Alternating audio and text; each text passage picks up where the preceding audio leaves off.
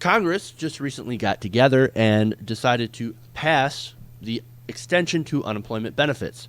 That just happened earlier today. It managed to squeak through the Senate, barely beating a filibuster. It passed through the Senate with a vote of 60 to 37.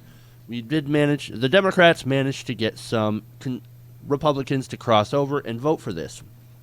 Now, who are some of these Republicans? Well, there is Kelly Ayotte from New Hampshire, Dan Coates of Indiana, Susan Collins of Maine, and Lisa Murkowski of Alaska, and finally Rob Portman of Ohio. Now, Rob Portman's kind of an interesting addition because he doesn't actually care about extending unemployment benefits. He just says he wants to extend the discussion, the debate. Well, what's the debate? We still have pretty high unemployment. It has been going down, but I think as anybody really knows who looks into the numbers, that doesn't count the people who have who's basically stopped looking because they couldn't find work. Now, there's a lot of people like that out there. And if we really took those into consideration, unemployment would be about 16% or higher. Now, of course, those who are against the bill, of course, are Republicans like Mitch McConnell, and, of course, all the conservative think tanks, including the Club for Growth. Now, the Club for Growth, before this vote was held, of course, they urged all senators to say no. They said, quote, Congress should end the federal unemployment insurance program and return the authority back to the states, which already have programs into place. But you know these conservative groups just want to get rid of the federal unemployment program. Of course. And they continued, absent this, Congress should pay for this extension by cutting spending elsewhere in the budget. After 6 years, an extension can no longer be called an emergency with any credibility. There's plenty of waste in the federal budget from which to find an offset. Now, on that note, I 100% agree. I 100% agree with that because you know what? You can find a lot of waste in the budget. Of course, some of that, they might not be happy. One man's waste is, I guess, another man's subsidy. The bill, of course, is still heading over to the House, which means it's got John Boehner and the Republican-controlled House to deal with. Now, you know how they're really a house of obstruction, so who knows if we're actually going to have a deal to extend these unemployment benefits.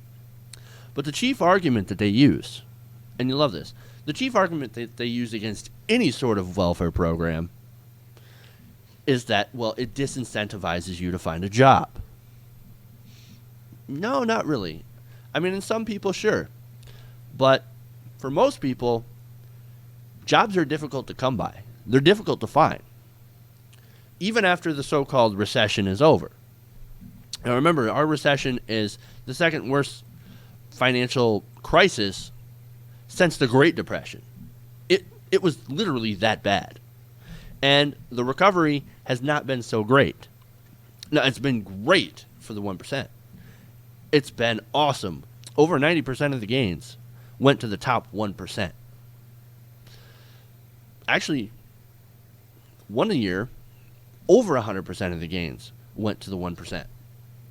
And everyone else lost net worth.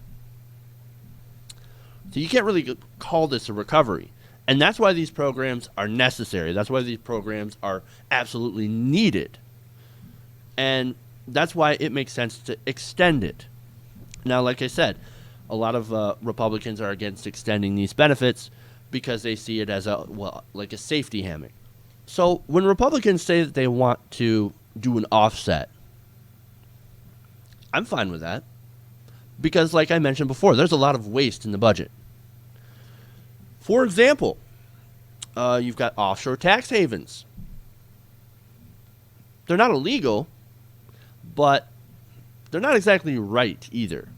It's basically where they keep their money in offshore tax havens. These American companies, or, well, they're not American anymore, but multinational corporations that do business in America that have benefited from American infrastructure are literally parking their money overseas so they don't have to pay taxes. Do you know how much that costs? That costs $150 billion a year. You know what the unemployment extension will cost for a year? About $26 billion. Where else can you find some savings in the budget? Well, how about you stop giving oil companies $4 billion a year in subsidies? Now, that makes sense.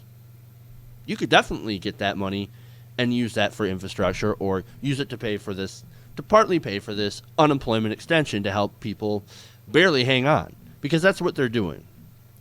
See, what a lot of these conservatives don't understand is that this money goes right back into the economy. It gets spent immediately. This is about the only thing that people have to hang on with. They're literally hanging by a thread, and this is about this and some of the other programs like food stamps, like SNAP, that have been targeted. These are the only things that are keeping these people hanging on. And Republicans have been more than eager to cut it, saying that they're, they're wasteful programs, and they create and foster dependency on government. No, they don't. The reason that so many people are still on these, and the reason that so many people still need these unemployment benefits, is because there aren't enough jobs. Remember, there are 3 job seekers for every 1 open job. And that's really a conservative estimate. In some places, there are more. And in some places are having a boom with some of the fracking jobs and whatnot. But it all depends on where you're at. Most of the country, they can't find decent jobs. And a lot of people have resorted to taking 2, maybe 3 low-wage jobs to make up for it. It's not that the American people are lazy, like people like Rand Paul and George Will like to say. It's because it's still hard out there. It's still incredibly difficult, and that's why these programs are incredibly important to keep around. And one more point that I wanted to say is that we spend $93 billion on corporate welfare a year. That's a year. And they're saying that they can't find $26 billion in the budget. There you go. You can pay for it right there by taking away that corporate welfare and actually giving it to people who will spend it, who will use it, and the economy will benefit from it, from that reinvestment into the economy. Like I said, they're going to spend it. If you cut that aid off now, that's going to further slow the growth of the overall economy. And that's not good, and when we're in such a bad, poor recovery. Hopefully, the House decides to do their jobs and pass this thing, get this thing through, so that these people can actually get the help that they need to survive.